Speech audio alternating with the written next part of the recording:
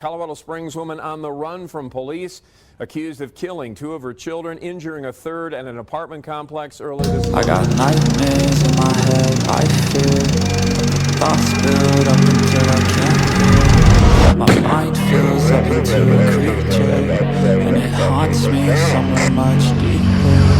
I got nightmares in my head, I fear the thoughts build up until.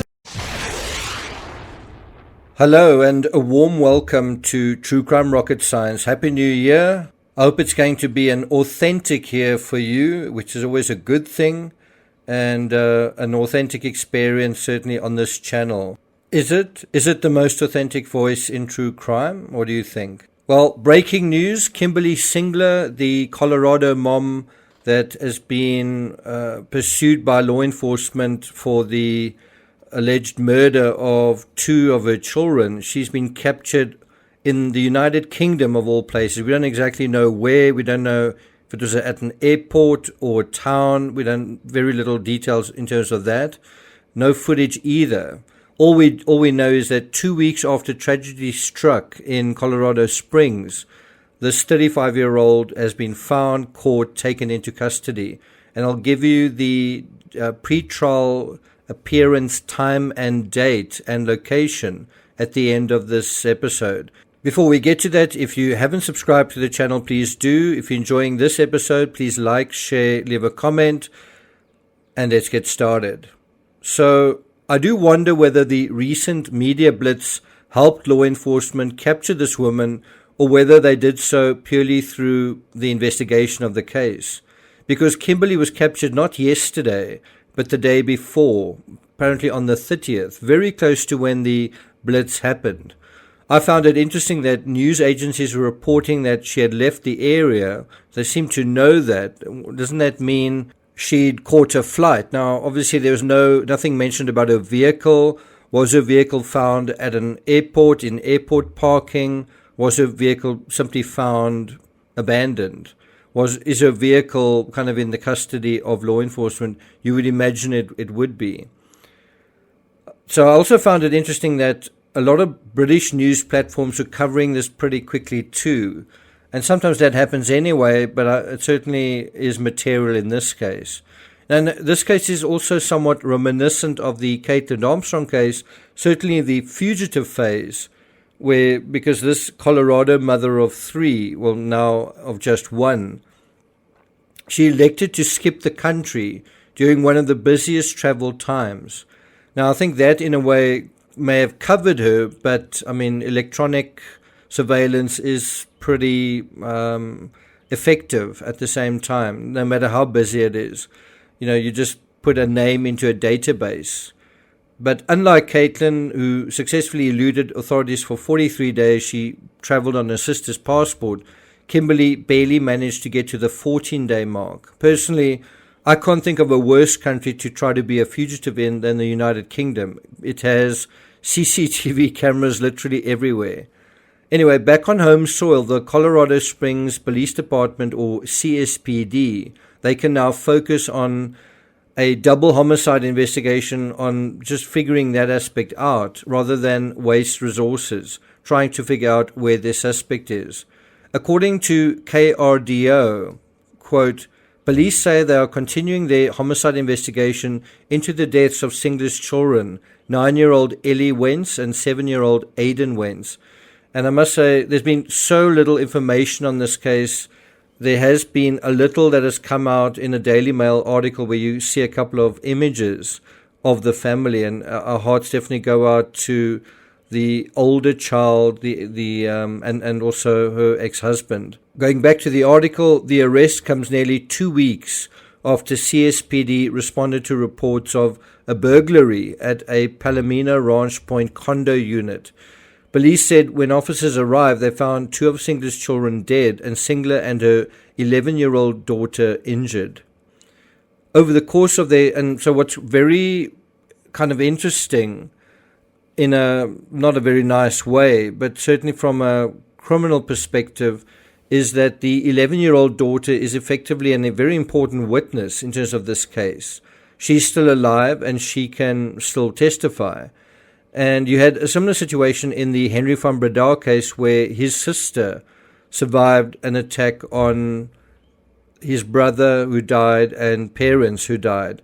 And interestingly, in that case, she never testified, neither in defense of Henry nor for the prosecution side.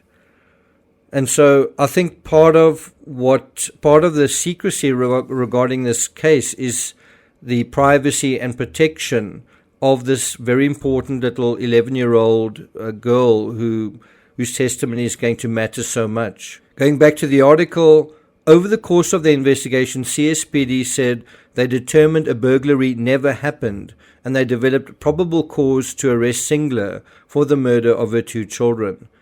Though CSPD said Singler was initially cooperative with law enforcement and interviewed more than once with police, that's quite amazing that the police didn't just speak to her once, but several times.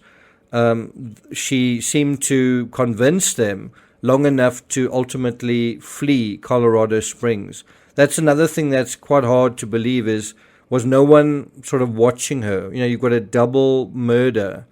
Was no one really watching the mother? And I guess it speaks about this whole idea of, should one bear in mind the statistics in these kinds of crimes where small children are killed? It's typically the person closest to them, living with them, that is the perpetrator. And possibly Singler put all the shade onto her ex-husband, and maybe that's why she was allowed to sort of slip away. So there was a search by CSPD and the FBI, and Singler was taken into custody in the United Kingdom on December 30th. Now, as I mentioned earlier, intertextually, the Henry van Breda case is worth noting. I wrote about 5 books on that particular case. I was in court. I even had a close encounter with Henry at one stage. Now, in that case, police were called to find Henry's entire family brutally attacked by an axe-wielding perpetrator, whereas Henry, who was later convicted for the crime, had a few small scratches. Henry's explanation was that he had heroically intervened. He had tussled with the perpetrator and kind of forced the axe out of his hand. The perpetrator then attacked him with a knife, although not very, with no really severe injuries. The court didn't buy that tall tale. Quite cleverly, the prosecutor asked him to demonstrate this mano-a-mano battle, which wasn't particularly convincing. I actually was in court when he did it. So right now Henry is rotting in a South African prison. One can't help thinking via the fact that Kimberlee tried to flee to a foreign country, whether her mindset was to cut her losses and try to set up a life for herself somewhere else, as Caitlin had. And all of that is just deciding, okay, this has been a long period of struggle, and you know what, I'm not going to get on top of it. I'm going to cut my losses and build a life somewhere else. And it's unfortunate that this is done after committing a crime, in Caitlin's case, allegedly in Kimberlee's case. It's unfortunate that she didn't adopt that mindset of starting a new life in her own country, within her own circumstances. Just let's just get on with it. You know, I'm still young. I've still got a life to live. Let's get going. Of course, when it's about your own children, it's difficult to separate those feelings of emotion and all the rest. This might be a good note to sink into a New Year's message. Happy New Year.